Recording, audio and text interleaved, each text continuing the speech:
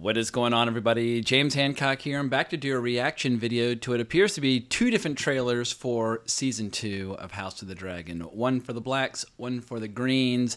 And as I've been telling people since the show debuted back in the fall of, 2022? Don't get too attached to any of the characters in this story because inevitably they're going to say or do or commit some horrible atrocity. You're like, ugh! You kind of cross an ethical line there, like, things are about to escalate considerably, and it's not about like who's right or who's got the best claim to the throne or who's been a nice person.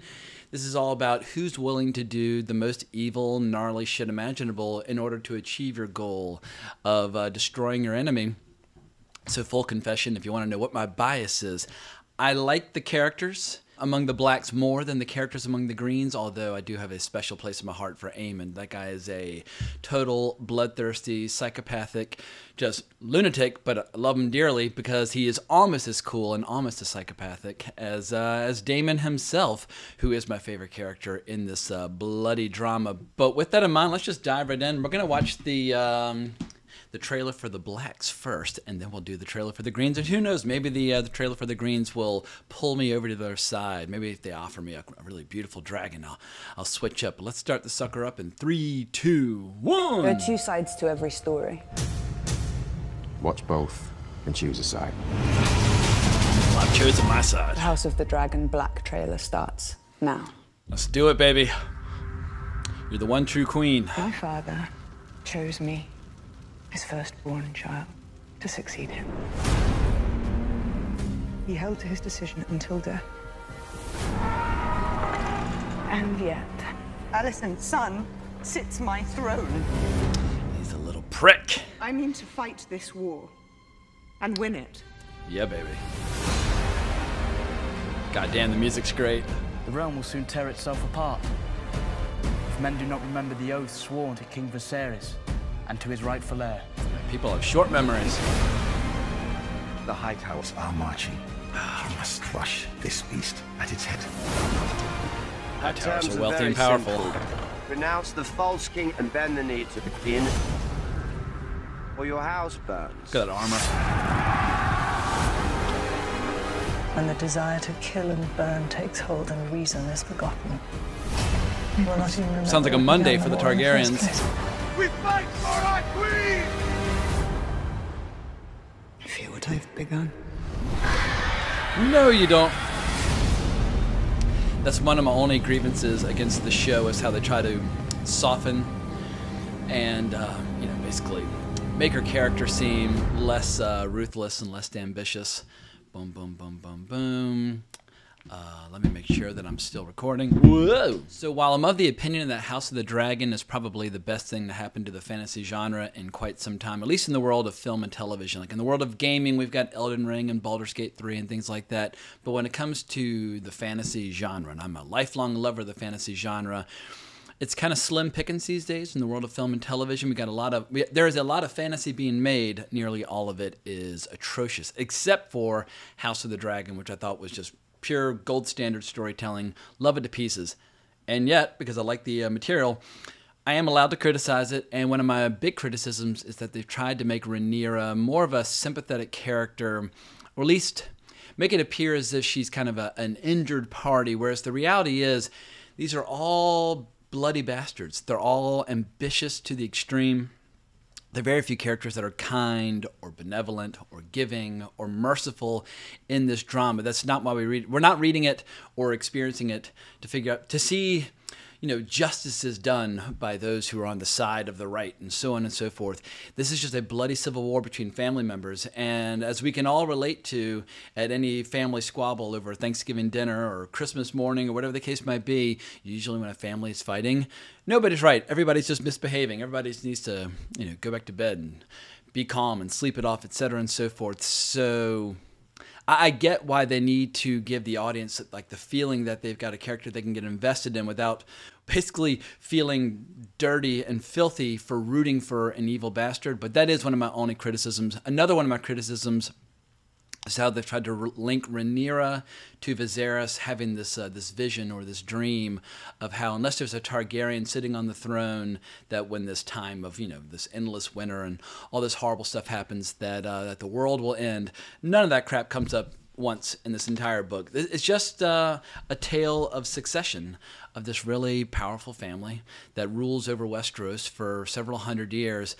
But I guess from a branding standpoint, understanding where HBO wants to make sure there's a very clear, distinctive connection between House of the Dragon and Game of Thrones. But for me, it's a distraction even talking about this potential endless winter and that sort of thing, because it's just never a concern anywhere in Fire and Blood. And so anyway, those are my two, basically more or less my major gripes against the show, and what is otherwise, one of the best goddamn TV shows in recent memory. But now that I've had a chance to digest the trailer for the Blacks, let's switch over to the trailer for the Greens and see if it's a dramatically different trailer, or if it sways me to a dramatically different point of view. So let's start this one up in 3, 2, 1. There are two sides to every story.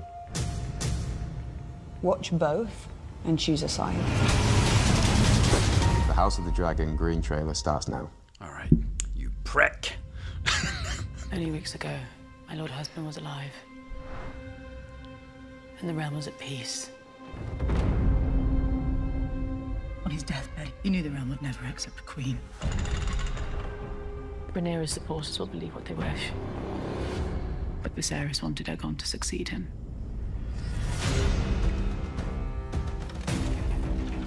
They wish now not for the good of the realm, but for the satisfaction of vengeance. Plot against the king, and I will pay it back 100 times over. I'm as fearsome as any of them.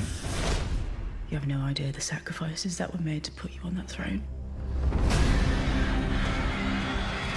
My uncle is a challenge I welcome. Indeed you do. He's the only cool character on the side of the Greens, in my opinion. And bring forth peace. Which I like Otto Hightower quite a bit as well. That the path to victory now is one of violence. Good. To war, then. He gets it. All my life, I've endeavored to serve both my house and the realm. And somehow none of it matters. Hold to your courage! For the one true King, Aegon!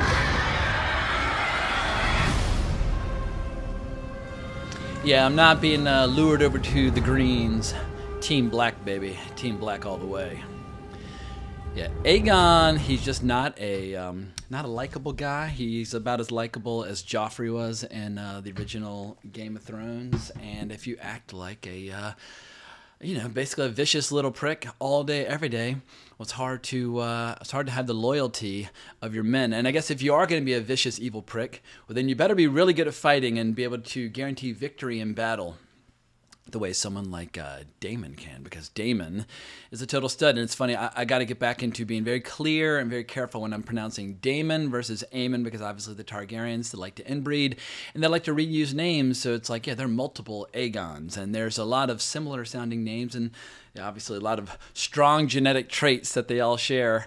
And so we always got to be very careful about like who we are speaking about. But one thing that's not confusing is that Ryan Condal, the showrunner, I think he's the man for the job.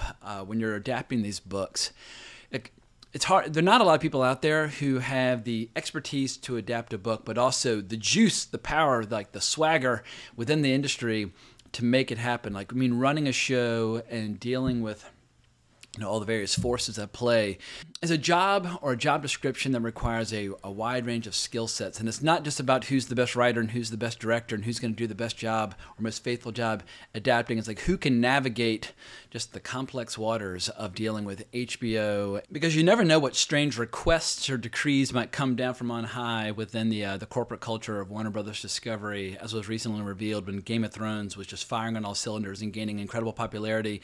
They were getting requests from some execs like, well, can't you do an episode that's better for smartphones where it's in that like vertical format? It's like, oh my God, that is the worst idea I've ever heard. Like, I understand, whereas like on TikTok, people are used to that vertical format, but when it comes to film and television, if you want something to feel cinematic, you need to go for the widescreen, either 16:9 or wider. I mean, I prefer something like 2:1 or 2.35:1, but 1.85:1 works just fine, or 1.77:1 works just fine. But the idea of doing an episode vertically, it would just utterly shatter the verisimilitude of this world. And one of the things that makes Game of Thrones and now House of the Dragon so compelling and so addictive is how believable the world is. You get completely immersed. Like, you feel like you could walk through King's Landing and you would know where to find a cup of brown and that sort of thing. Like, you know where all the pretty prostitutes are and that sort of thing. Like, we feel like this world exists, because while there is magic and there are dragons and that sort of thing,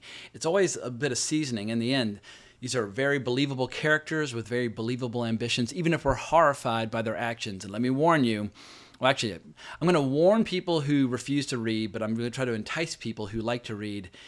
What's going to go down in the first episode, and basically as a form of retaliation for the season finale or the season 1 finale, it's pretty horrible stuff. So I hope everybody is prepared to go to the dark side as some of their favorite characters start doing really bloody, nasty things. But I'm not going to offer any spoilers now. I just can't wait to start reviewing the show. And let me just check right now. When is this show coming back? I've been here in June all along, but in this article, did they say when this thing's coming? June 16th. Beautiful. All right, June 16th it is. Bring it on. It's going to basically make this, no matter what happens with the summer movie season, I'm going to have a big giant smile on my face the entire summer, because House of the Dragon is back in my life. In any case, I'd prefer to sit here and talk about House of the Dragon for the next hour, but I need to finish watching this really crummy, lifeless, soulless remake of Roadhouse, which Amazon dropped today, because I'm determined to review it, even if I'm just, kicking my feet or stamping my feet and kicking and screaming every step of the way.